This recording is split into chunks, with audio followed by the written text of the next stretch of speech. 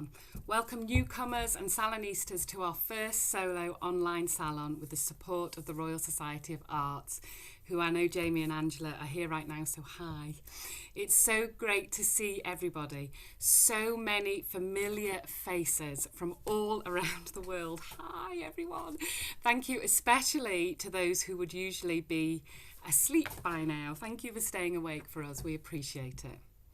Some practicalities to start off with. Your microphones are muted so we can concentrate and focus on Julian and Paul. And please don't use the chat box during the salon unless invited to. Though Jane, hi Jane. Jane will be providing links in the chat for information, and there will be an opportunity to make comments and ask questions at the end. The salon is a compassionate initiative, as many of you know. Hi Salonistas. Whose purpose is to provide a home and community around new and established authors and poets whose work relates to compassion and well-being. Its intention is to be a place for people to connect, inspire and support, using books and prose to consider various aspects of human existence in an increasingly fragmented and challenging global community. I honestly do believe that what we are beginning to achieve here at the Salon, with so many wonderful and inspiring authors and hosts and conversations over the last years. So just to begin, some Salon news. We are delighted to announce that our next author at the Compassion Salon, in conversation with Reverend Dr. Harriet Harris, is James Whithey on the 23rd of November. Hi James, I think you're there somewhere, discussing his books, which are here actually, I don't know if you can see them or not, How to Tell Depression to Piss Off, and the recovery letters. We also have a Salon Christmas party on the 17th of December, which you will all be invited to. And then we will start the brand new year with Christy Watson discussing her new book, The Courage to Care, A Call for Compassion.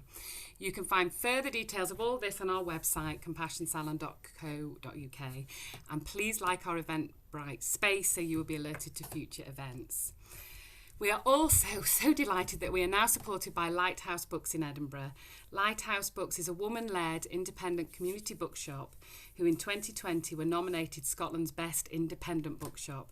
They will be stocking most of our Salon books and some special signed ones from now on, and links to such will be provided on our website and social media before each Salon.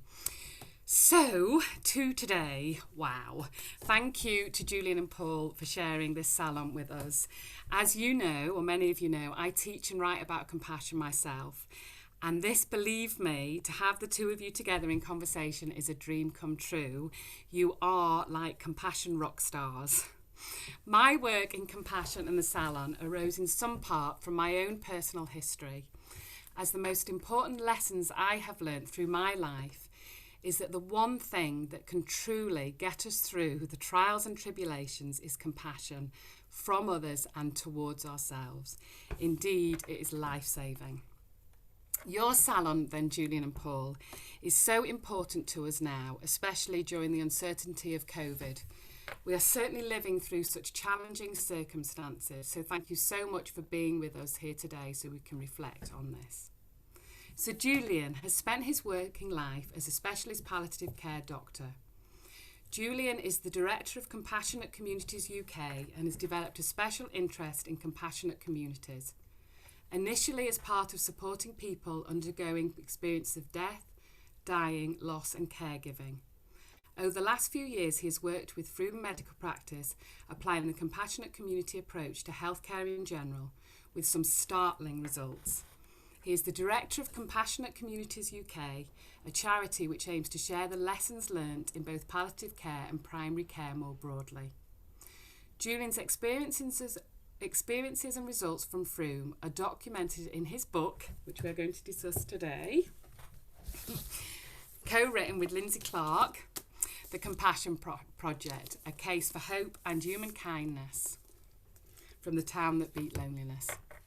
Paul is a Professor of Clinical Psychology at the University of Derby and consultant clinical psychologist at the Derbyshire Healthcare Foundation Trust. Retired. Thanks, Paul. He has researched evolutionary approaches to psychopathology for over 35 years, with a specific focus on shame and the treatment of shame-based difficulties, for which compassion-focused therapy was developed. He has written and edited 20 books and established the Compassionate Mind Foundation in 2006. He was awarded an OBE in March 2011. So every single salon commences with a poem chosen by the author. And for today, it is slightly different as we have two authors. So we will have two poems, one at the beginning and one to close, read by Reverend Dr. Harriet Harris and Professor John Gillis, both co-directors of the Global Compassion Initiative. The Global Compassion Initiative is based at Edinburgh University, and its purpose is to catalyse, enable, and embed the evidence and practice of compassion within the university and across our relationships in the city and the world. So we will begin with the wonderful Harriet, who will then pass us gently on to Paul and Julian. So Jane, can you find Harriet? I'm here. All these people. Can you hear me? She's there. You can hear me. I can hear you. So Paul, thanks so much for choosing this wonderful poem. And it's lovely to see you, Paul. So this is a poem by Thich Nhat Hanh. Please call me by my true names. Do not say that I'll depart tomorrow, because even today I still arrive. Look deeply. I arrive in every second to be a bird on a spring branch, to be a tiny bird with wings still fragile, learning to sing in my new nest, to be a caterpillar in the heart of a flower, to be a jewel hiding itself in a stone. I still arrive in order to laugh and to cry, in order to fear and to hope. The rhythm of my heart is the birth and death of all that are alive. I am the mayfly, metamorphosing on the surface of the river, and I am the bird which, when spring comes, arrives in time to eat the mayfly. I am the frog swimming happily in the clear pond, and I am also the grass snake who, approaching in silence, feeds itself on the frog. I am the child in Uganda, all skin and bones, my legs as thin as bamboo sticks. And I am the arms merchant selling deadly weapons to Uganda. I am the 12-year-old girl refugee on a small boat who throws herself into the ocean after being raped by a sea pirate. And I am the pirate, my heart not yet capable of seeing and loving. I am a member of the Politburo with plenty of power in my hands. And I am the man who has to pay his debt of blood to my people, dying slowly in a forced labour camp. My joy is like spring, so warm it makes flowers bloom in all walks of life. My pain is like a river of tears, so full it fills the four oceans. Please call me by my true names, so I can hear all my cries and laughs at once, so I can see that my joy and pain are one. Please call me by my true names, so I can wake up, and so the door of my heart can be left open, the door of compassion. Thank you so much, Harriet. And that's over to you, Paul and Julian. Thank you. Over to you. So I thought, look, it's so nice to be here, and thank you so much for organising this. And what a pleasure it is. What a pleasure to meet Paul and have a conversation with him, and to have you all listening. So I feel honoured and grateful to be here. I thought a good place to begin the conversation would be to say something about the book, and that can act as a springboard for a bit of chat. And I think Paul and I come at the same thing from healthily different directions, but we obviously have a lot of ground in common. So just to start, really there are two main hopes from the book. The first is that we provide a really convincing argument about why it's a good idea to be compassionate. And the way that people make decisions, people make decisions based on reason, and I suspect that reason is overemphasized as a way of making decisions, but nevertheless, it is there. People also make decisions based on emotion, how you feel about things, whether you think that thing is right or not.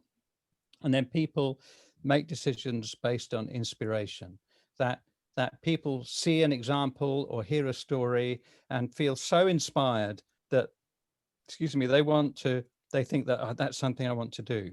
And so what we hope from the book is that you find a good reason for being more compassionate. And then the second main hope is that that you choose, having felt inspired or reasoned or emotionally connected to it, you then choose the path of being slowly, step by step, more compassionate. And the more people that do that, the better life will be for everyone. And I think this issue of choice is really, really important, because at any moment we can choose compassion over aggression, greed, anger, doesn't matter what it is. But learning how to do that is key, and that's a stepwise journey. And there are moments where we don't feel compassionate at all, and it's a journey rather than an arrival. So we have to take it bit by bit. I'll just talk very briefly about the 4 reasons why we think compassion is a good idea. The first of those is that the foundation of human relationships are based on compassion. If we think about having a conversation with somebody who doesn't care a fig for us, then developing that conversation and a friendship is going to be pretty hard going. But then when you look at the impact of social relationships, the impact of social relationships are deeply profound on human health. And there's one chart in particular that I love, that for those of you who like evidence, you can go and have a look at a paper by Julian Lundstadt called Social Relationships and Mortality, a meta-analytic review published in 2010. And it's one of the most referenced papers ever. And the essence of it is that social relationships are more powerful at reducing our chance of premature death than giving up smoking, drinking, diet, exercise, and absolutely dwarfs the impact of treatment of high blood pressure. It's the most, if you looked at that chart, you'd say social relationships are the most powerful therapeutic tool that we have. The second reason for thinking that compassion is a good idea is that when you look at the impact of loneliness on people, actually, if people have a 30% increase of dying prematurely through loneliness. And when you look at specific diseases, with heart disease, your risk of hospitalization is increased something like 70% if you're lonely. And this really points towards that compassion is more than just a nice idea. It's actually bound up in who we are as human beings. And this takes us on to the third reason. And the third reason is that actually, when you look at the markers of compassion, and there are a number of hormones that you can actually measure, which suggest that compassion is taking place inside us. And you can look at functional MRI scans and see what's happening, et cetera, et cetera. You look at something like oxytocin, but other hormones involved, such as serotonin and dopamine and a host of other biochemical cascades, including different biochemical pathways for accessing energy, a whole variety of different things. Actually, you find the markers of compassion not just in humans, but in all primates. And not just in all primates, you have oxytocin and oxytocin receptors in all vertebrates. Even fish show social behavior, and human beings are the outcome of hundreds of millions of years of evolution, and social relationships are fundamentally built into who we are as human beings. That survival of the fittest is a terrible misnomer for the process of evolution, particularly in humans, the most social of animals. And cooperation and care for one another is an absolutely fundamental part of who we are. I just read a great book called Survival of the Friendliest, done by a evolutionary anthropologist, or either, I can't remember, in the US. And they talk about the defining characteristic of Homo sapiens has been that from the other human species is a development of friendliness. And then finally, another good reason for being compassionate is the outcomes that we had in Froome. That in Froome, we applied the principles of compassionate communities across the whole population of Froome through a process of community development that we encouraged the supportive networks within the whole community, and we linked that to healthcare.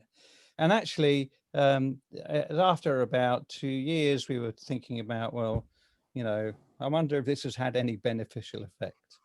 And when we looked at the total population emergency admissions, we found in Froome they'd gone down by 14%, and in the rest of Somerset they'd gone up by 29%. And we know that there are no interventions ever that have reduced population emergency admissions.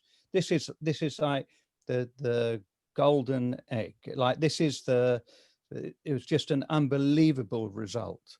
But if you look at the other three reasons that I've just spoken about, in some ways it's no surprise. And what we're saying is compassion is fundamental to human health, that it is who we are as human beings. Now, it's not the only thing that we are, but it is who we are. And if we choose to be more compassionate, particularly applied across a population, then the results are transformative in all kinds of different ways. So we hope that the details of what went on in Froome are described in the book, and the implications of it as well. And we finish up with the politics of compassion, and something that I know is particularly dear to Paul's heart. And we seem to have a real problem about how politicians can make compassionate decisions. So that's a summary of the book. And Paul, I don't know if you've got if you want to pick up the baton from there. No, I mean, I think that's terrific, Julian, and it's a terrific book. And of course, we wish you well with it. And yeah, it's terrific, brilliantly written, and very accessible, and so superb. So yeah, so just to carry on with what you were saying, I think it is very important that we understand that we have a mind that has many different capacities for very different motives. You know, we have a capacity for competing with each other and trying to get ahead of each other, and that's very much the neoliberal view of what we should be about. But as Julian is saying, that many millions of years ago, a form of caregiving, looking after the infant, primarily the female, but not only the females, in fish actually it can be the males, look after their offspring. And in order to do that, they have to be sensitive and attentive to the needs of the offspring, and attentive and sensitive to the suffering of the offspring. So that was the beginning of brain systems that could be sensitive to need and suffering, and then be orientated to do something about it. Now, you do need those two together, because there's no point in being sensitive if you don't know what to do. So there's no point in a parent working out that, oh, my child is hungry, but I don't know what to do, see? So this is quite an important element, that compassion really is based on this caring, the ability to be sensitive, but also to have the wisdom of working out what to do. We don't just do any old thing. So as Julian was saying, that's how we see compassion. And that is a very basic motivational system in the human brain. And we can also plot the evolutionary physiology of compassion. Again, Julian was saying, and is outlined in his book, hormones such as oxytocin, parts of your autonomic nervous system called the vagus. So we know that that motivational system has a huge array of physiological processes, and when you activate it, it does all kinds of things to your cardiovascular system and immune system and so on. So I think this is what Julian is saying is such an important point, because people think, oh, compassion is about being nice, bit kind, but there's no, it's much more fundamental than that. It's really having interconnections with each other at a deep physiological level. In other words, the compassion we share with each other is physiologically changing each other. We're not only having conversations at the level of language, we're having conversations at the level of body to body, bodily physiological system to physiological system. So that point that Julian's made is brilliant, because, and also all the work on loneliness, the work on the premature deaths, social relationships are so physiologically powerful. It's absolutely essential. And it's interesting as well, that not only do we have effect on each other body to body, there's a ripple effect that goes out as well. So if you're feeling more compassionate when you go out into the town, you're more compassionate. And even if you watch a film of somebody being compassionate, that makes you more compassionate. And I love to bring in Mark Como and Simon Mayo into the conversation, because they do a film show on Radio 5 Live, and which is always a good chit chat. It's always a good banter. But Mark Como says that films are engines of empathy, and that if you can look at the world of the creative world, that so often the central themes behind that is the presence and absence of compassion, and how that has a transformative effect. I'll tell you what I'm interested to know, Paul, that you obviously have worked one-to-one with a compassion-based therapy for people who have significant mental health problems. And what have you done that you found has been effective in improving people's self-compassion and improving the compassion they show towards other people? How have you gone about that? Well, it's a great question. So, I mean, many years ago, when we were working with depression, because that was my area. In fact, I did my PhD in Edinburgh. So Matty knows that, up there in the Royal Edinburgh. We were using cognitive behavior therapy. See, so what happens then is somebody who is depressed, you chart through how they're thinking. And depressed people tend to have depressing thoughts like, I'm no good, I'm unlovable, and so on.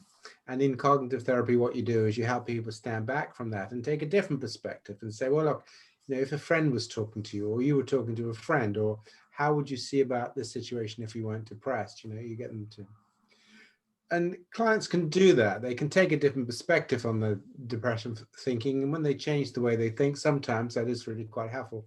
But what we discovered was that there are a number of depressed people who don't really change just by changing the way they think. So one day I was working with a lady she'd been adopted and had these beliefs that she shouldn't have been born. She wasn't really wanted. She wasn't really loved. And she'd be better off dead. But she had a good relationship with her husband and so on, and she had 3 lovely children, and she'd held down a job. She had a range of friends. So she was depressed, so she saw the world in this way. So I said to her, well, when you stand back and you think you shouldn't be loved, you shouldn't be cared for, you stand back, but you realize you have a husband that cares about you, have 3 lovely children, does that have any impact? She says, oh yes, I can see that, but I don't feel that really. I just don't feel it. So I asked her to say, well, how do you hear those alternatives in your mind? When you're looking at the reality that actually you have a husband who cares for you, 3 lovely children, how do you hear it? Speak it to me, tell me as you hear it. And this is what she said. Come on. You got a husband who loves you, haven't you? You got 3 lovely children, for God's sake. But it turned out that while she was trying to create helpful thoughts, the emotion of the thought was hostile and contemptuous.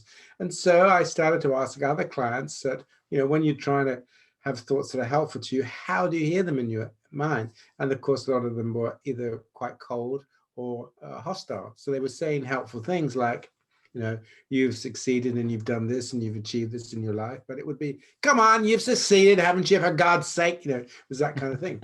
So I said, well, what about if you just created a really kind, understanding voice, like, you know, this motivation to be helpful to yourself, to be sensitive to your distress, really focus on that in your thoughts. And she said, no, no, no, no, no, no, no. I'm not going to do that. That's no. That's not going to help me. Just being kind to myself isn't going to help me. So basically, that's where we started, was simply helping people generate helpful thoughts in a crisis, but put the compassion motive and the compassion textures to those thoughts, because you need that. You need those textures. It's not just the content, you need the textures. So that was the first thing of teaching people how to generate a compassionate texture to their thought. They would hear the thought in their mind with a compassionate voice tone, basically. That was the first thing we did. And did that have a transformative effect for that particular lady? Yeah. Now, I think you'll know this, but one of the things that we ran into quite quickly was the fact that a lot of clients, actually, it was very difficult for them to do it. And the reason for that is because the care system was toxic. Now, I can explain this quite simply. Look, you know, we like going on holidays, go on holiday. So each year you look forward to a holiday, you think about a holiday, you see adverts for a holiday, it makes you feel good. But if one year you go on holiday and you get very badly beaten up or something, you end up in hospital, then the next year you start thinking about holidays, you won't remember all the good times, you'll get your trauma memories back. Now, this is important because if people have come from backgrounds where the people who should have cared for them didn't, or were toxic or neglectful or whatever, or critical or abusive, then when you start to activate those caring systems, that's what starts to come back. So what we discovered was that when people with depressions and that sort of thing begin to move towards compassion, in the first instances, they may not find that easy, because it starts to remind them of times when they weren't cared about, because it's the caring system. You see, we're opening up that caring mentality in the brain. And if it's got a lot of toxic memories in it, so that is the slight problem that we have with individuals who want to be compassionate, but they just then find that it makes them very sad or very anxious. I can recall a young man I looked after. He must have been, I think he was in his late 30s or something like that, and he was married, and he had a terminal cancer and was in the last few days of life, and he was somewhat unsettled, and I asked him about it, and he said he had a really difficult relationship with his mother. And so we talked about the role of forgiveness, and you know, just on the vague hope that this young man would forgive his mother before he died. And I left him, you know, one day having had this conversation, and came back the next day, and he said, "Do you know, that really worked. I forgave my mother, and I feel so much better now." And it was incredible that this young man, he was just able to do it. So close to him dying, it was amazing, and the effect was transformative, and he absolutely was able to die peacefully. You know, I think what's it's you know, fascinating hearing about your stories of individual change of compassion, and obviously reading The Compassionate Mind and the type of techniques that you use. I think that we were interested in Froome about how people can support each other. How can you build that something into the population infrastructure?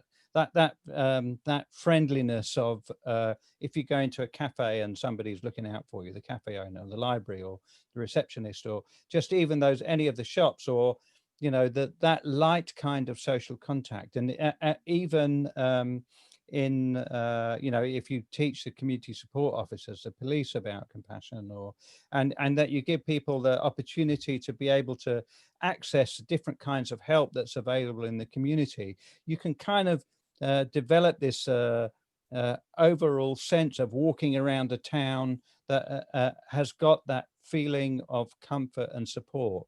If you like, it's a very kind of low level ease of living, which contributes a little bit to that sense of being contained in compassionate surroundings. And is that something that you've come across, or anything that you've thought about doing at a population-based level? No, I think that's brilliant, isn't it? Yeah, it's great, Julian. That's absolutely, because you're creating the safe space and safe place, because it's, we live amongst the sea of strangers. I mean, one of the slight problems we've got with compassion is that it really took off in our hunter-gatherer era when we were living in small groups. It doesn't always translate so well to out-group members. So it's really how we bring compassion into the world for all, not just for our friends and relations and local, but actually how do we bring compassion into the world for all? And that's where, because we are all strangers to each other, when we send each other signals of friendliness, it's such an important issue, right? Because I don't know this person or that person, but if they smile at me, I immediately feel, was if they grin. I don't feel so good. So because we are living in a sea of strangers, right? The more that we can send friendship signals, because the natural system really is for us to see strangers as potential threats. So the more we can send these friendship signals, the greater the sense of safeness we create around and between ourselves. And that creates a sense of joyfulness that suppresses the threat system, basically. So it's a really important point you make. I mean, I loved reading about the bonobos compared to the apes compared to the chimpanzees, where the chimpanzees haven't got the same level of friendliness, but actually bonobos treat stranger bonobos more warmly than even their kith and kin, which is very interesting. Yeah. And I was also hearing today, I do a podcast called Survival of the Kindest. So I got just sort of fascinated by all of this stuff. And I was talking today to somebody from First Nations community in Canada, and she became a palliative care researcher, but she described what kinship means in the First Nations community, and kinship. She says kinship is this is kind of built into them, and it's this sense of being connected to your, not just your family, but the broader family around you, and the people and the place and the animals and the environment. And it was such a lovely description of what a compassionate community might be. And she was saying that when it came to looking after people at end of life, that they automatically knew what to do. It was a really beautiful description. And yet then she talked about the things that happened at as a consequence of colonization, and it's such an enormous challenge about, we have a capacity for compassion, and we have to work at it. We can't just hope that it's there or not there. It's something that we can take step by step. But to me, it's the counteraction of the intense cruelty we can inflict on people as human beings when that whole kind of compassionate side of things goes missing. And I think there's a really great reason, even like a simple thing about smile at people, and a simple thing like asking your neighbors how they are, particularly around the pandemic and social isolation, or thinking about just ringing up a friend or a family member to check on them, or just for a chat, or see what. All of these little things, they're intentional acts, but I think we have to make the decision to be just a bit more compassionate and to take us on our way. But one of the big challenges we have and is around, it looks to me like that the world of politics, that decisions are made are not very compassionate, and that they're often the decisions are based around keeping people in their level of comfort, in whatever that is. And we see increasing gap between the rich and the poor, increasing stimulation of wanting people to buy stuff that impact on the environment. And the one of the things that Jonathan Porritt says And something we come onto in the book is about non-violent civil action. Civil disobedience is a way of influencing politicians to try and think about a more interrelationship, long-lasting care for the world, particularly going to the future, because we're hurtling in a terrible direction. And I know that you've been involved in compassion in politics. And what's your what are your hopes for persuading politicians and plutocrats, oligarchs, about how to be more compassionate? Because it strikes me, if we don't do that, we're just going to continue going along the route that we're going now. Well, yes, that's a great issue, isn't it? Great issue. Now, I think the thing about it is that, firstly, I think we all know that the way democracies are set up is they're not working. We've got voting systems. We don't have democracies. I mean, most of our members of parliament were voted against when you put all the people that didn't vote for them. So it's just simply not working. And what we've got is a combination of a right-wing media that is pushing politicians into football, basically. And it's all about scoring goals and making the other side look bad. The way our politics is working at the moment is just simply not fit for purpose. Having this constant competition and debating and trying to put each other down. I mean, you've seen the worst of the worst in America with Trump and Biden, but that's the system we've got. Now, that system will not deliver on what we need it to deliver. So what the hope is that although there are lots of politicians who are very narcissistic and all the rest of it, there are also quite a few who have genuinely come into politics to try to make the world a better place. So what we need to do is to bring these individuals together with common cause. Doesn't matter whether you're on the left, on the right, whatever you are, let's bring people together with a common cause. Like, we have a whole range of basic difficult issues. Let's agree that we need to be addressing these issues. Now, one of the principles of compassion in politics is an agreement that we should not knowingly pass laws and bills that will disadvantage the less able to defend themselves. Now, if we can get that agreed, if members of parliament will start to agree that they can't pass laws that are going to cause harm and suffering to those least able, that would be amazing. And that would mean that things like austerity, for example, which we know had a terrible impact on the poor, that wouldn't be allowed. Those policies would not be allowed to happen. You'd have to increase taxes. You wouldn't be able to just squeeze the poor. So those are some of the basic ideas, what a compassionate politics would look like. A politics that actually was fair, because we are obviously going to have to increase taxes coming out of COVID, of course we are. But we want policies that don't disadvantage those least able to be able to defend themselves. And so, you know, things like minimum wage, all that kind of stuff, it's identified as left wing, but basically it's really to just make sure that we're trying to create a fairer, more just world, really. And that our policies, whatever they are, they're directed to do that rather than to do the opposite, to make the world unfairer. So that's the key idea. And are you getting much traction with that? Is it increasing, getting better, or I think how's so, it yeah. working? The younger ones, some of the older, burnt out old people, like, you know, maybe our age or whatever, and also you certainly do get the sort of the raft of the old school network, you know, that all that group. You're always going to get that, but there are nevertheless really a nice gathering of younger members of parliament who are really very, very passionate about this. And so I think that on the whole, the future is looking quite good.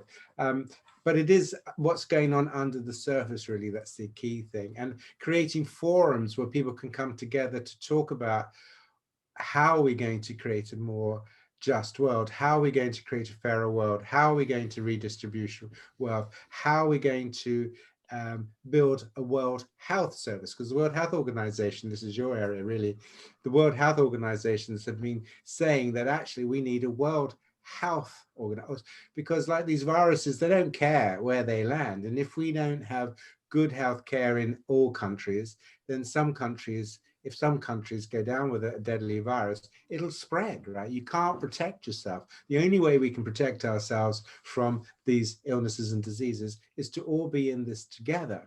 So I think those kinds of basic ideas, basic principles. How can we work together? How can we all together address these threats and these difficulties? That's the key thing, really, right? And not just keep squabbling and trying to show each other how much better we are than the other person. That really is not very helpful. Yeah, I mean, it feels to me like that.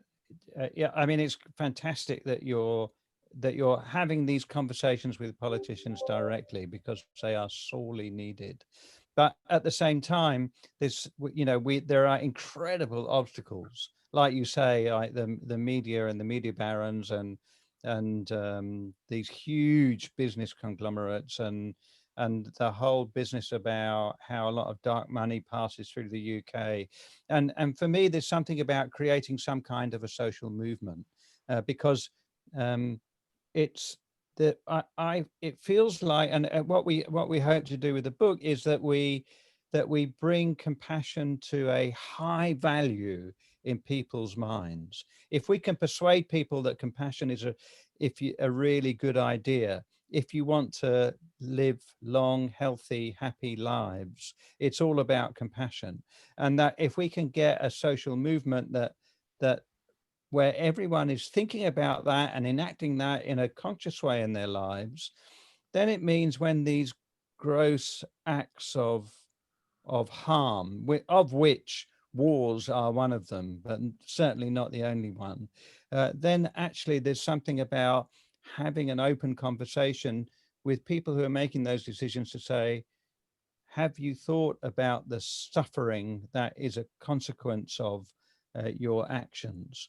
And I've got two stories I can bring from this. So on one of the Survival of the Kindest podcast, I interviewed Walid Nassif, and Walid is somebody who was a translator in Iraq and was brought up in Baghdad and lived through the whole thing.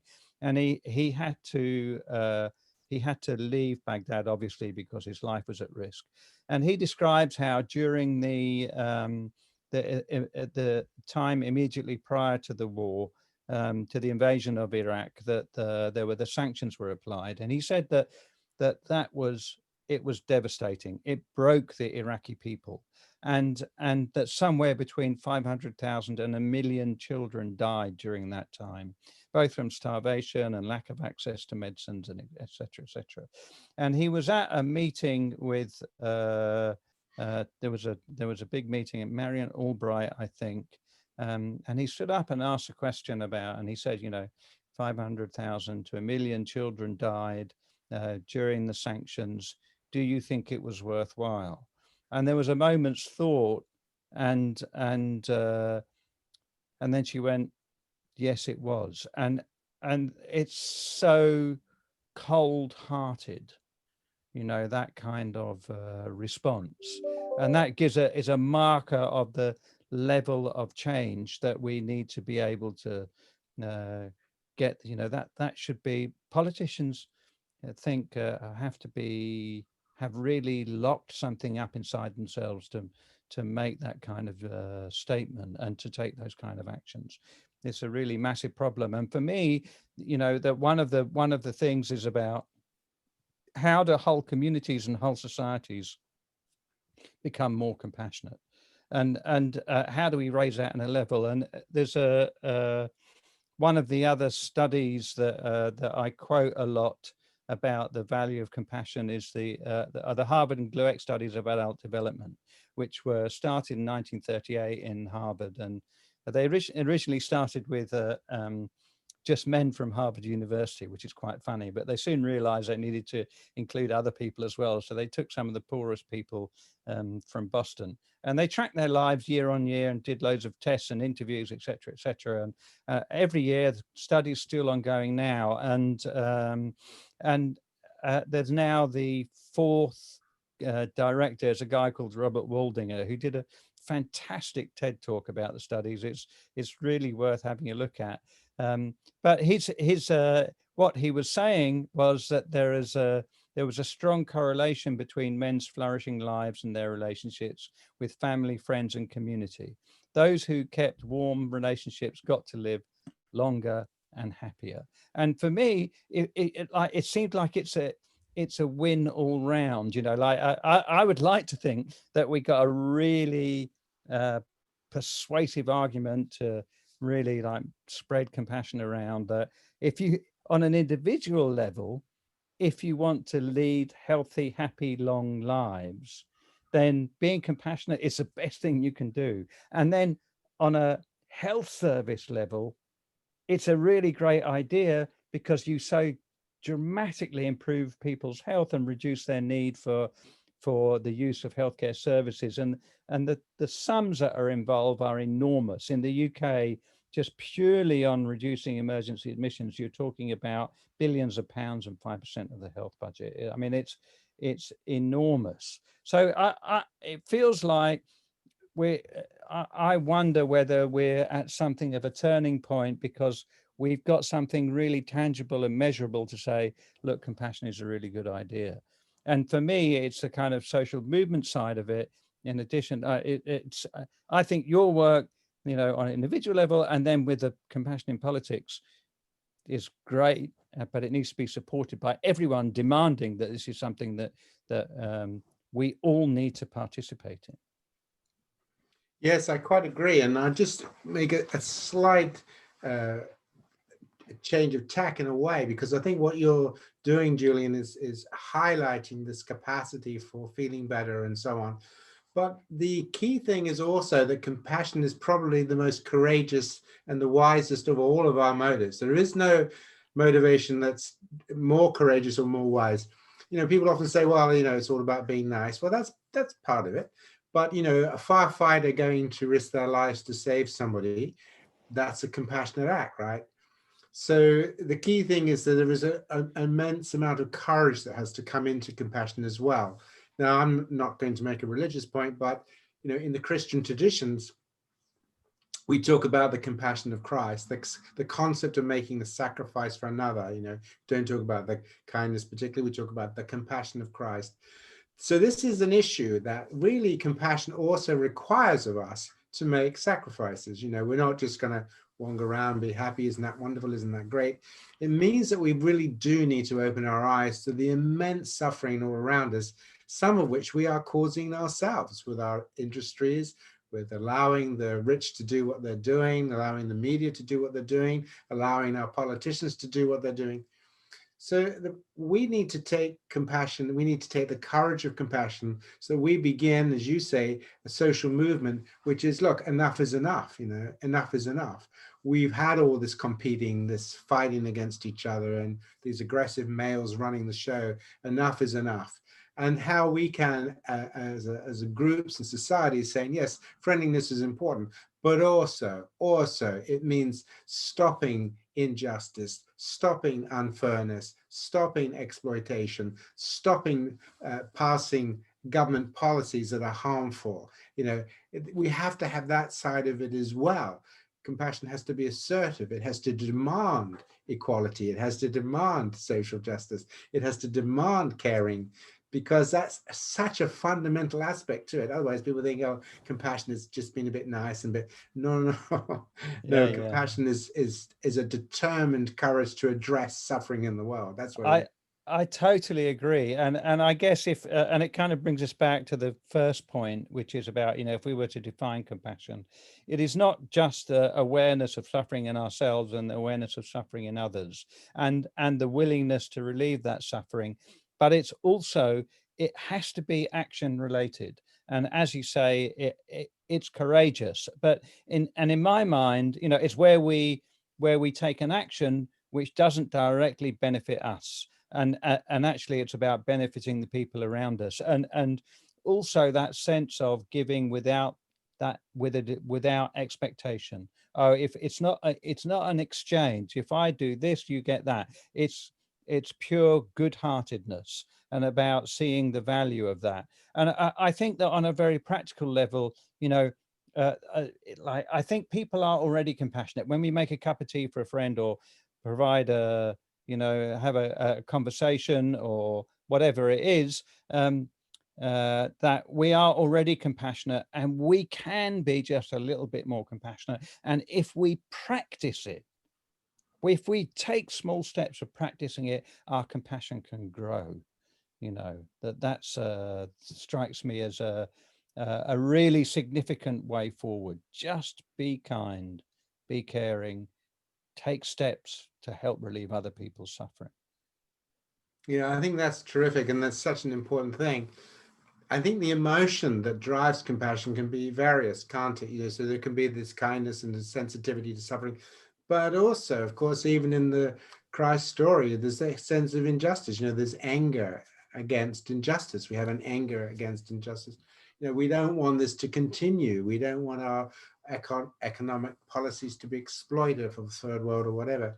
So, you know, the key thing is that there's also this courageous standing up assertiveness to compassion, this ability to really address suffering and the causes of suffering, particularly when it's our societies and our governments and our policies that are causing some of this stuff, right? By allowing these fossil companies to keep going, by, you know, we should be phasing out plastics now, not allowing these people to kind of develop their factory companies. This is ridiculous, right? So there are lots of things that we can do, but it means what we need to do is to pay attention to the causes of suffering, which is in our policies, in what we do, and take an interest in trying to say no. We don't want that. I totally agree. Just looking at the time, I wonder whether Marty or Jane wants us to carry on, because we could go on like this for hours, or whether we want to open this up for questions. I agree. We would love you to go on for hours and hours, to be honest, but we can't expect too much of you. Thank you so much for that conversation. I've put a few things down here. It was so inspiring, supportive, and you know what? It feels so cozy, despite the fact that we're all online. So thank you for giving us that, most definitely. And you've also given us advice about what we can do as organisations and as individuals. And I think it would be a great time actually to start the questions in the chat. So I'm going to hand over to Jane to do that. And thank you, Paul and Julian. Okay, so thank you, everyone. If you would like to put your questions in the chat, and I will pick some questions. If you want to ask them yourself, let me know.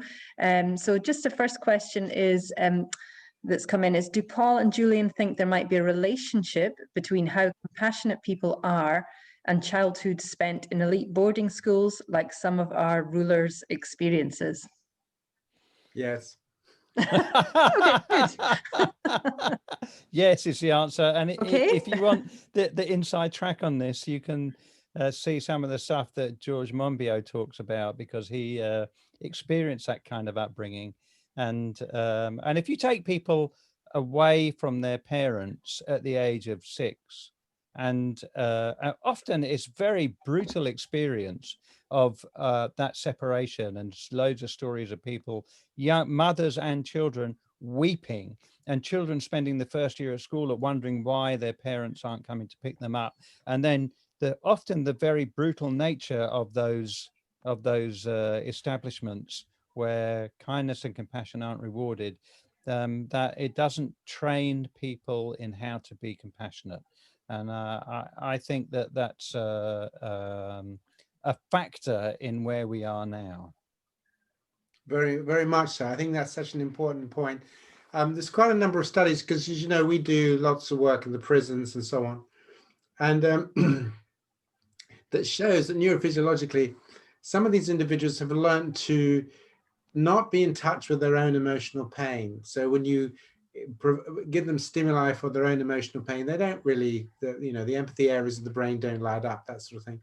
So if you're not going to be empathic to your own emotional pain, how on earth are you going to be empathic to other people's? Well, you're not. So we know then, particularly for working with people who have done harmful things, that until they work with their own pain that was done to them, and they can feel their own pain, their own sense of loss, their own sense of loneliness, their own sense of yearning for connectedness, until they can feel that in themselves, they're not going to be able to, that system is turned off. They're not going to be able to feel that in other people. So that is the problem that Julian is is mentioning, is that these individuals, those systems are turned off. They're not in tune with their own pain. And you talk to them and say to them, well, what about for you? How was it? Oh, it was fine. It was fine. I got on. It was fine. It was fine.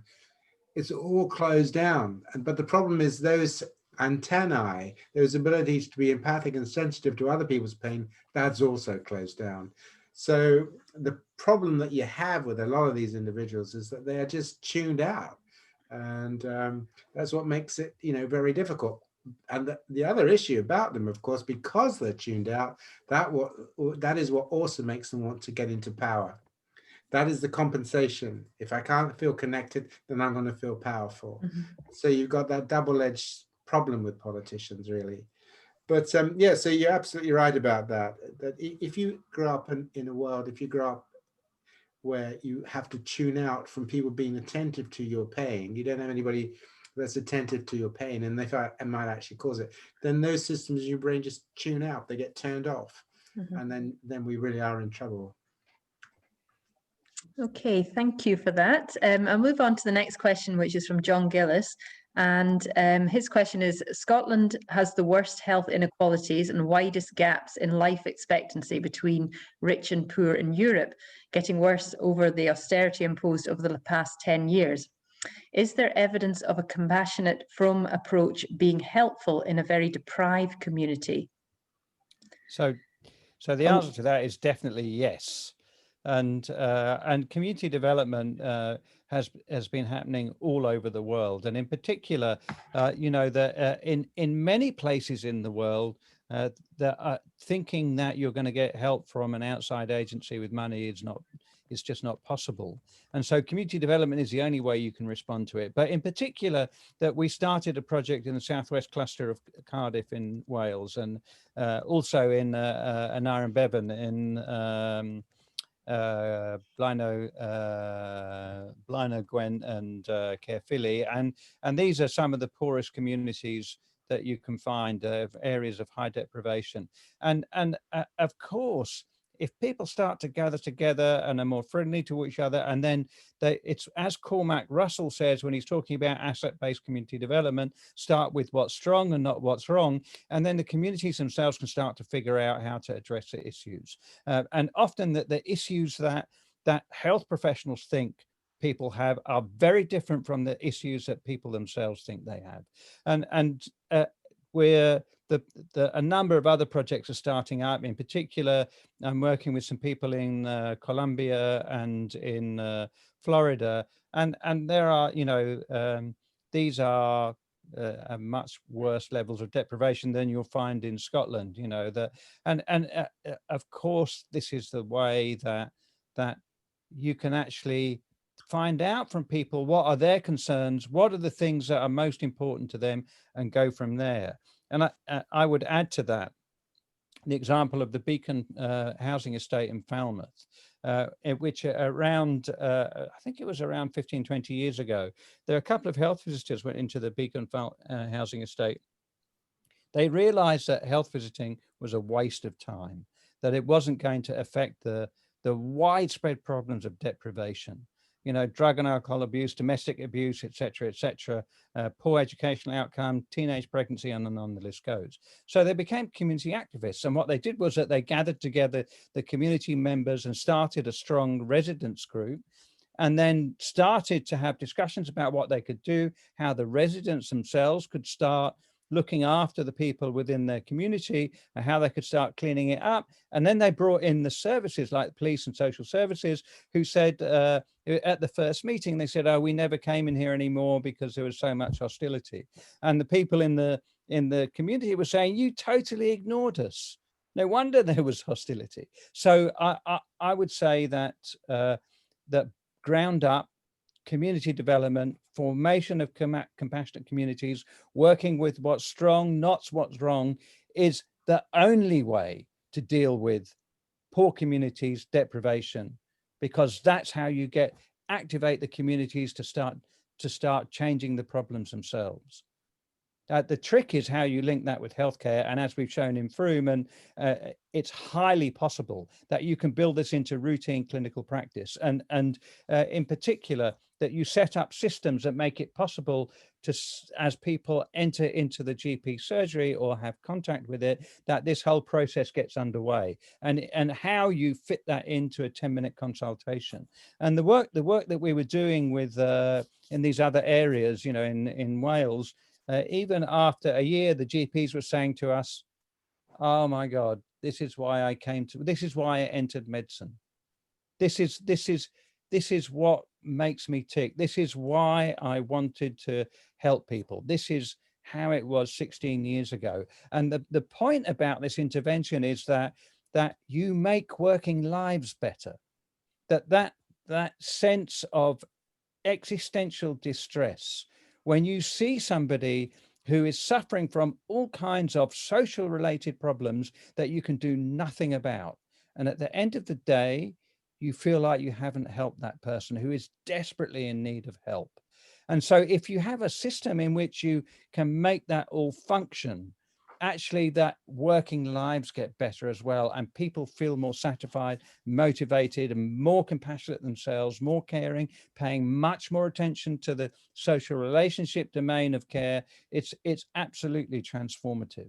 And these are principles which are true from the world over. You know, I visited Compassionate Communities Project in Taiwan, in Taipei. We have links going on all over the world. There's an incredible project in Kerala, which involves thousands of people, where it's focused around care of the dying, but obviously it spills out into other areas. And they I mean, do amazing stuff like having the school children giving 1 rupee just to help with I mean, it's amazing. And when you start this work, it's utterly transformative.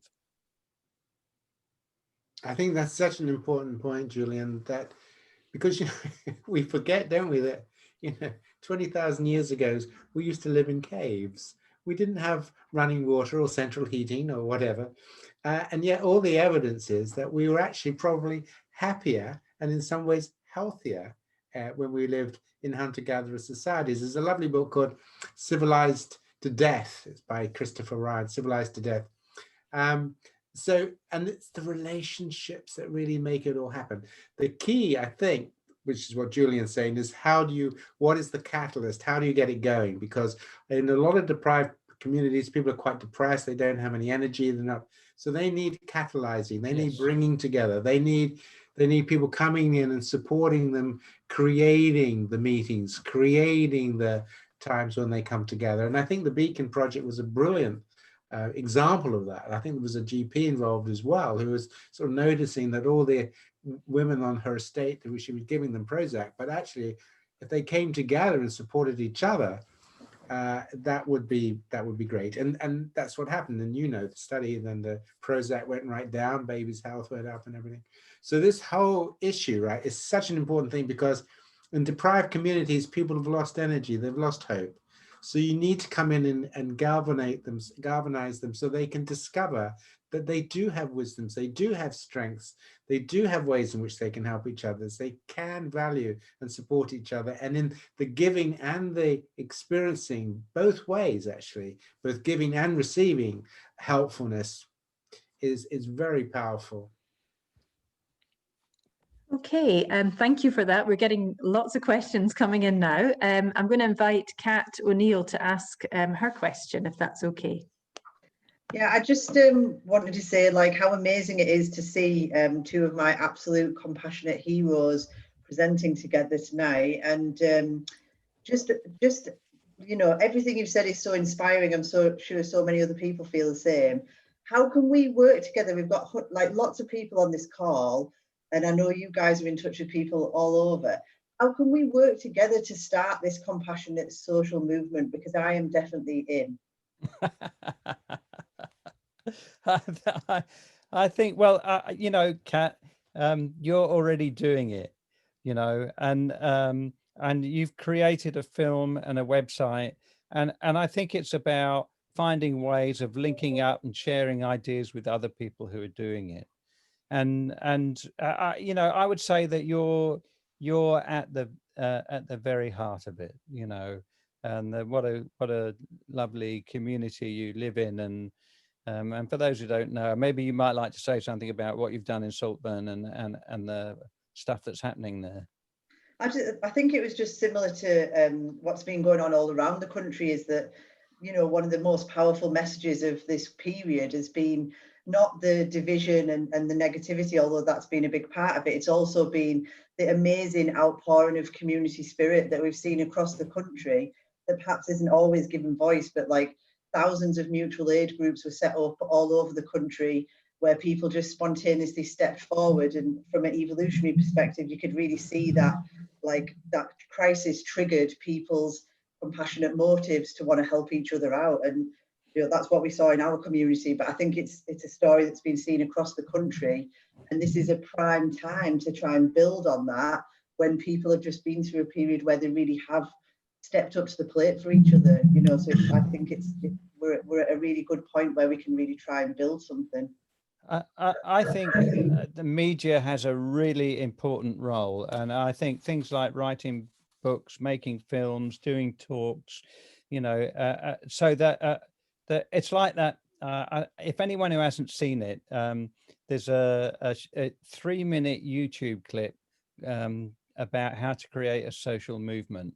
You can look it up as under Crazy Man Dancing, and not only is it very funny, it's incredibly instructive. And it's not about the lunatic who stands up and does mad dancing. It's about the ease of people joining in, and I think that's a thing that creates a social movement. And we have a tremendous capacity to connect with other people through social media. You know, whatever the ups or downsides of it, sharing is key. And so the more you can talk about it, the more that we write stuff, the more that we let people know that's happening, the more that we challenge the diatribe of fear-mongering and negativity that we get out of the media, the more we're able to report on the great things that happen and the good-heartedness of people. I think that's absolutely key, and people will gather together and do it.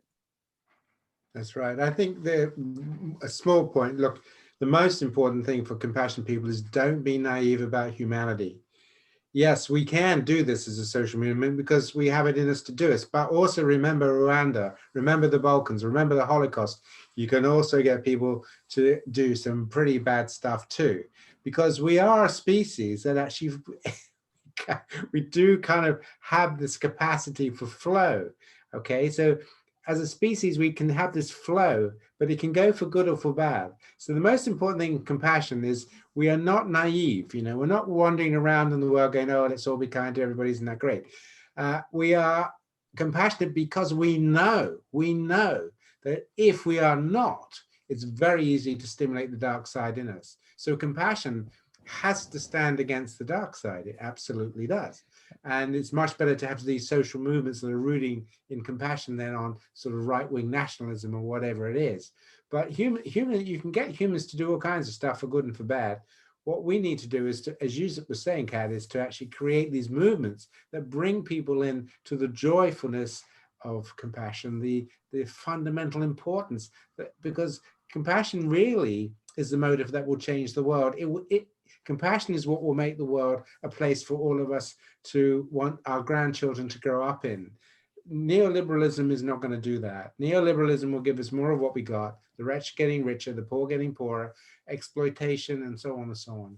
So compassion is the motive that we want to spread.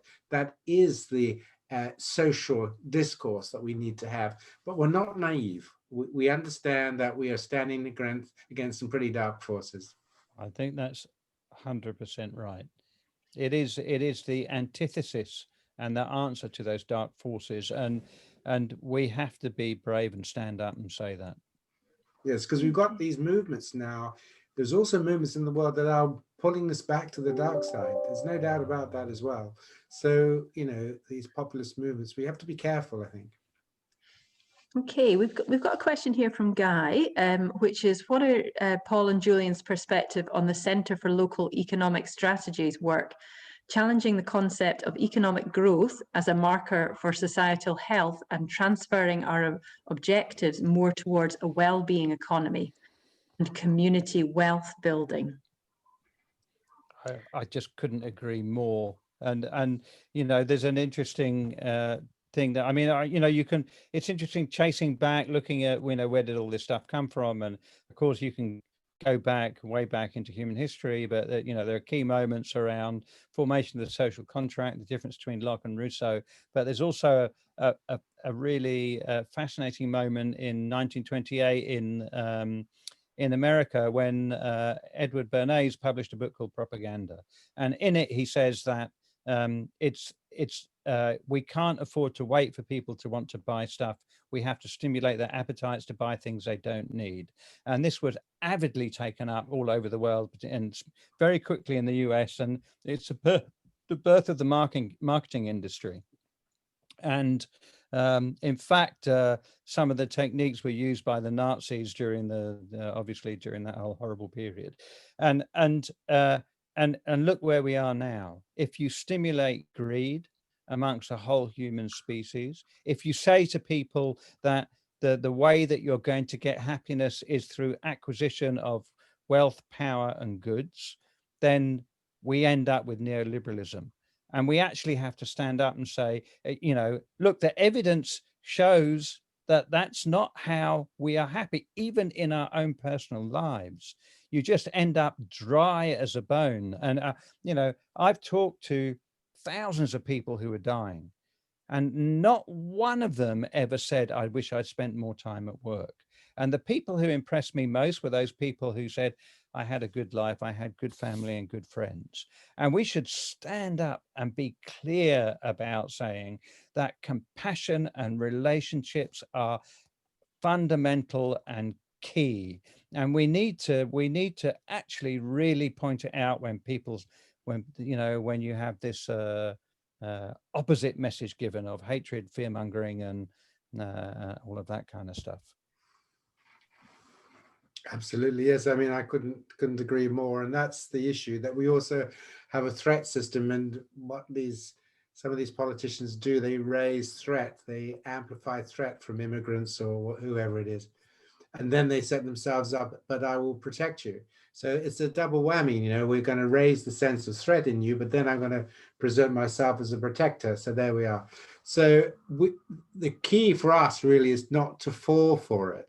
I mean, we have a right-wing media that stimulates conflict. That's what it does. It wants to stimulate conflict all the time. So in the paper that I read, on the front page, they're running this politician down, then on the other page, they're running that politician down. Then, just ludicrous, really.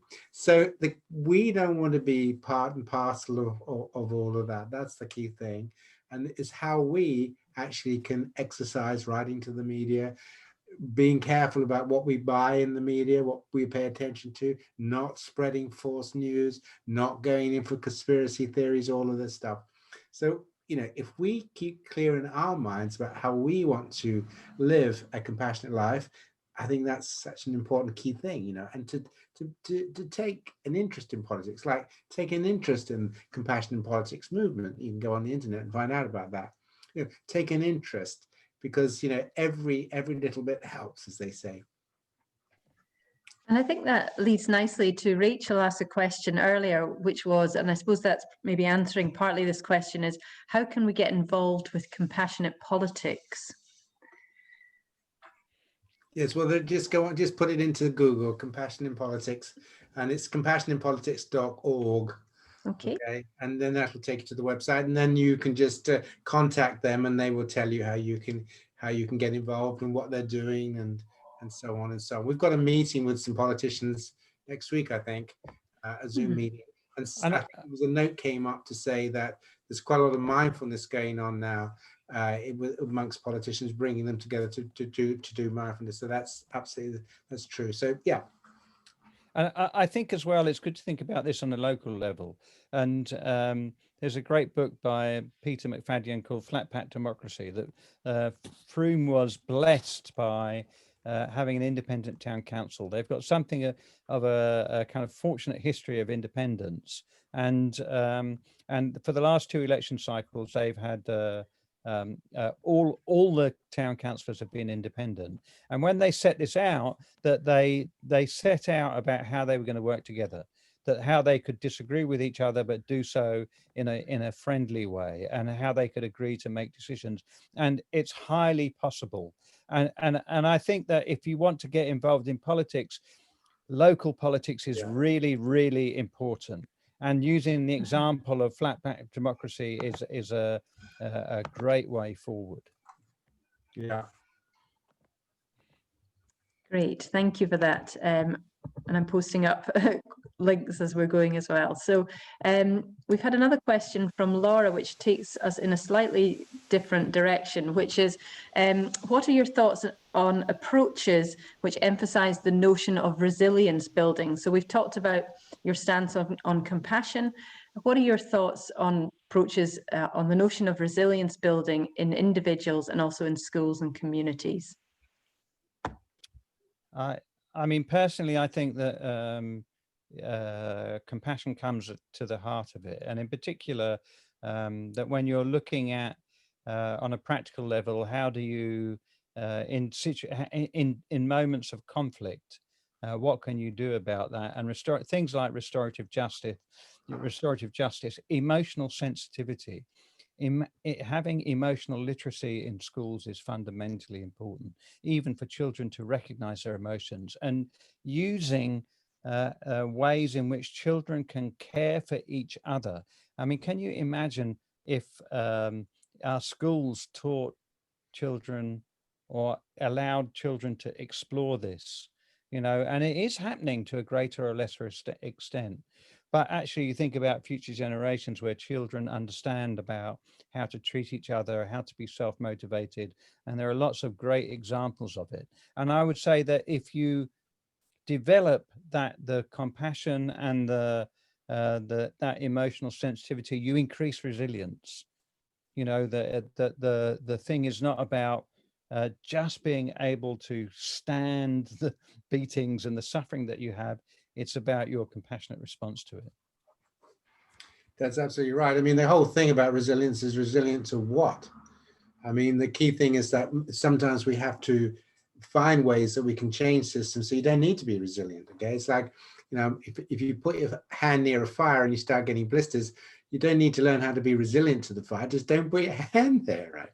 So the key thing, we also need to understand that sometimes we're building resilience, but we need to build resilience in such a way that it takes us forward into something more positive, not just being able to resist the harsh impact of bad environments. We also need to move forward to creating positive environments. So resilience is important, that's absolutely true, but we also need to build what Julian's been saying through the whole evening. It's not just being resilient to the bad, we need to create the good. Great, thank you so much for that. Claire's got a nice question, which is, you discuss the physiological components of compassion. Do you have any tips on how to emulate this in COVID times? You know, the examples that Kat gave about the mutual aid COVID-19 groups is a fantastic example of it. And community, like we human beings are, one of our great characteristics is that we're incredibly inventive.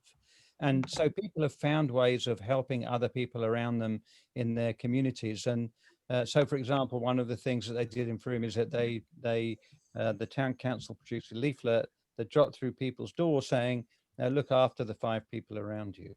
And you can, you know, if you're, you know, during lockdown, they did things like knocked on the door of people and said, you know, do you need anything? Or can I get you some? I'm going to the shops. Do you want anything? Or do you just want a chat? You know, and there's a great story. So Sheila, who was the mayor in Frome, she's a very, very old friend. And as it turns out, she lives 2 doors down from Lynn. And the reason why the book is good to read is because Lynn is a beautiful writer. It's nothing to do with my skills. And I tortured the poor man as I delivered the poor prose to him. But they decided in their street that they would sit outside on a Sunday morning and have a cup of coffee, just so they could chat to each other, everyone on their doorstep. And Lynn didn't come out a couple of times. So Sheila got in contact with me, and then I got in contact with Lynn and Lynn was absolutely fine. He's quite, he's even older than I am and lives on his own. And and so she was concerned about him. And it's that kind of concern and care and that imagination about finding the different ways that we can support each other as human beings using our ingenuity. And it's particularly important when social relationships are constricted. We have to find ways of communicating. It's as important to us as food. You know, we have to find an outlet for it. Yeah, I agree entirely with that.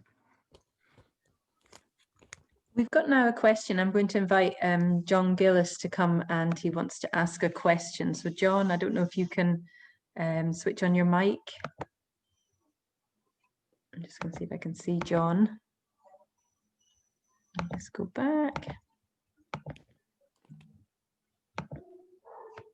Oh, I don't see him now. Okay. Put the search in. Okay, I'll just, well, I'll ask another question while I unmute John and find John.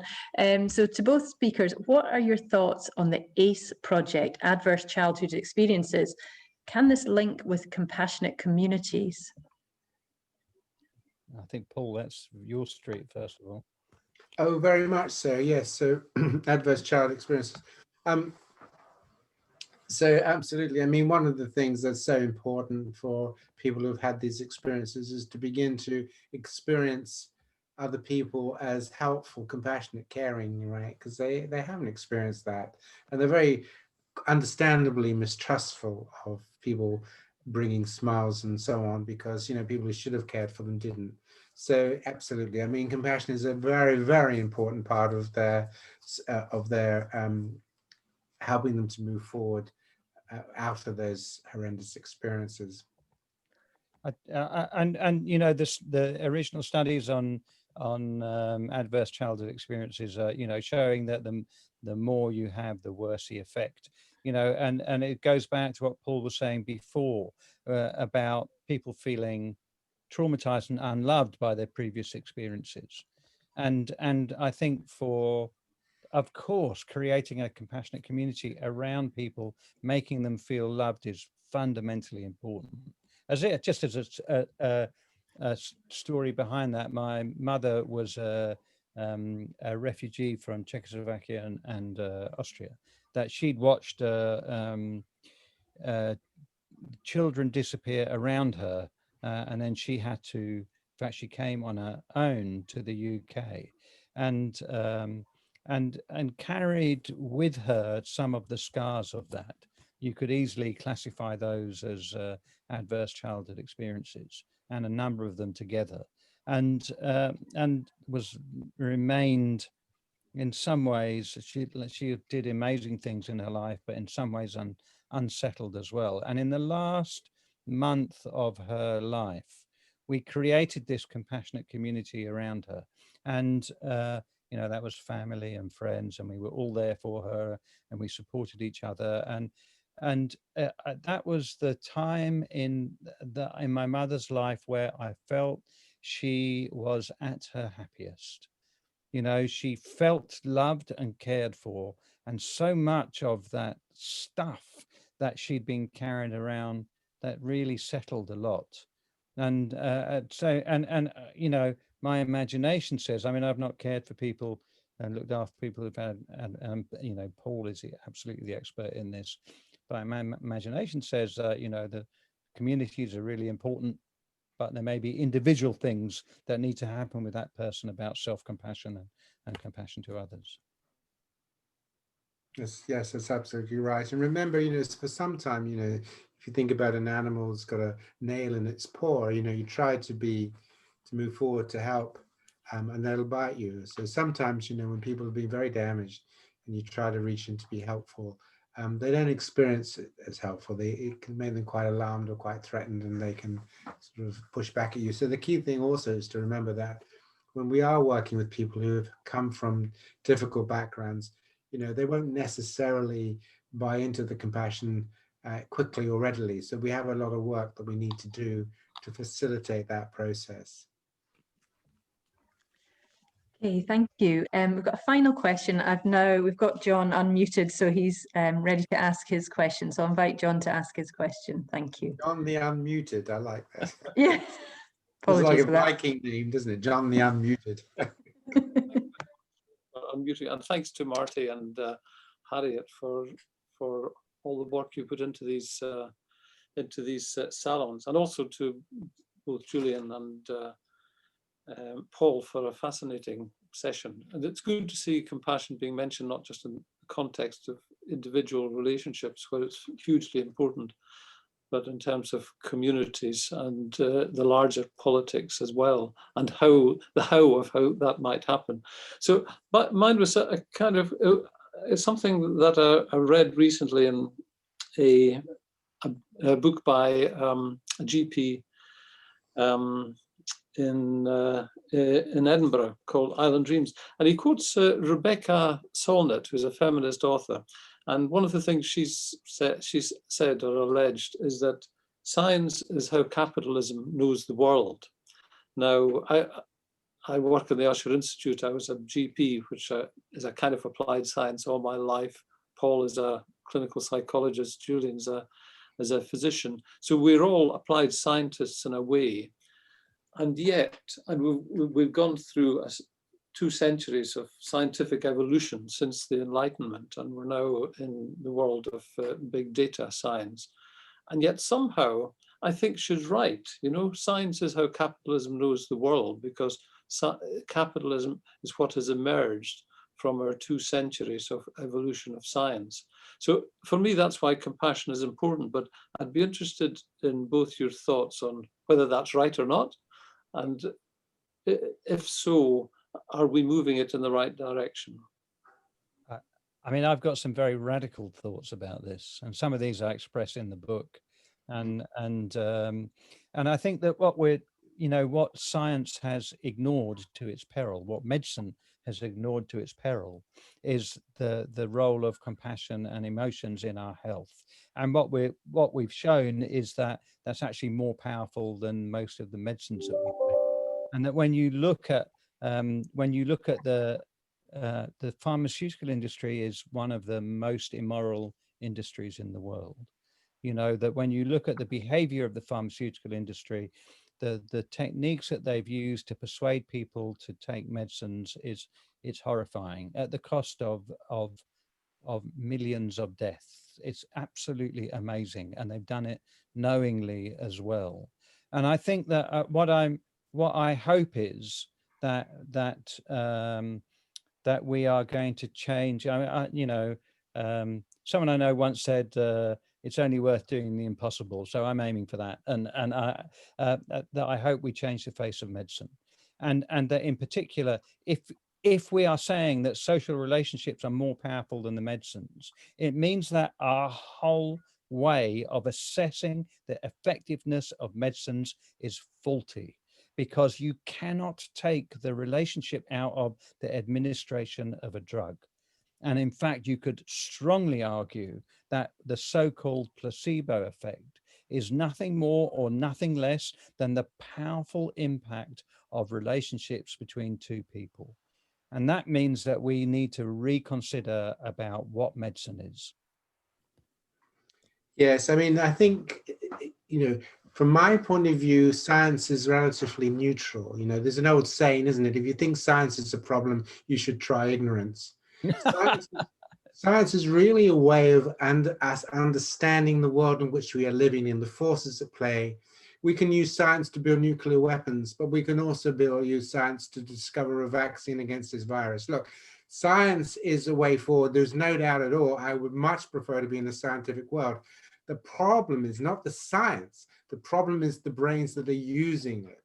Okay, so science is a neutral process. It's an essential process. It's the way in which we move forward with wisdom. Of course it is.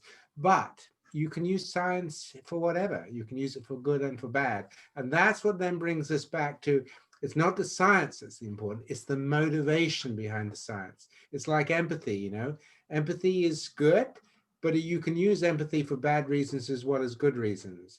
So science is really important, and we should really push for good science. That's really important. But It's how we use it, what questions we ask. What do we want science to address? Do we want our science to build better nuclear weapons, or do we want our science to build better health services around the world, better vaccines, blah, blah, blah? It's really, science is a fantastic human invention, if you want to call it that. But the humans themselves are the ones that need their minds clearing as to how it's used. It's how it's used is the key. Yeah, it's what we do with it. That's what key. we do with it, Yeah. not science itself. Yeah. Thank you so much, Paul and Julian. I feel that we should be compassionate to you very much with all these questions. What a wonderful, wonderful evening it's been. And I've just read, actually, I've read lots of the messages in the chat, and I'm going to save them, actually, if I can, and send them to everyone. But everyone is just saying thank you so much. I love lots of people are saying that you are their compassionate heroes. I love that. And also, one thing that I want to flag up that I read was, someone said, I'll be taking compassionate action as a result of this discussion. Now, that really is something. That really is something. So thank you so, so much to that. Before we close, actually, because John is going to read Julian's poem, or Doha. I think that's how you say, is it, Julian? Yeah. Yep.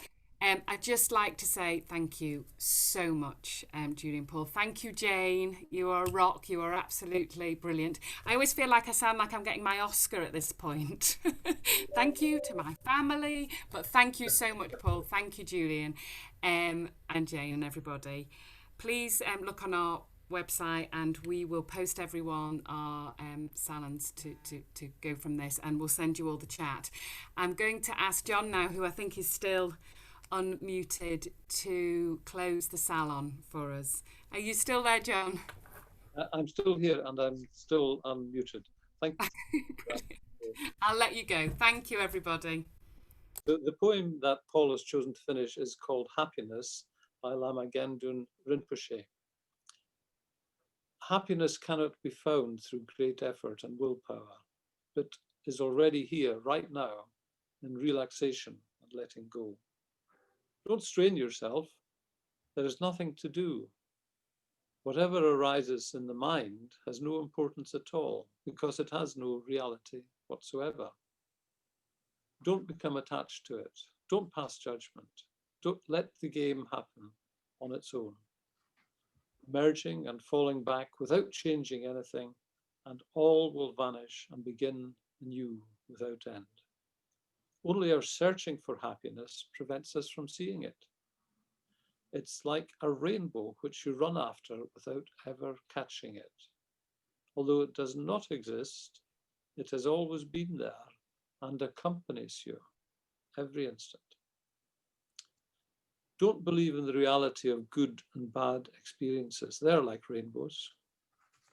Wanting to grasp the ungraspable, you exhaust yourself in vain. As soon as you relax this grasping, there is space, open, inviting, and comfortable. So make use of it. Everything is already yours. Search no more. Don't go into the inextricable jungle looking for the elephant who is already quietly at home. Nothing to do, nothing to force, nothing to want, and everything happens by itself. Thank you. Thank you, John. Go gently, everyone. Thank you very much. Bye-bye. Thank you.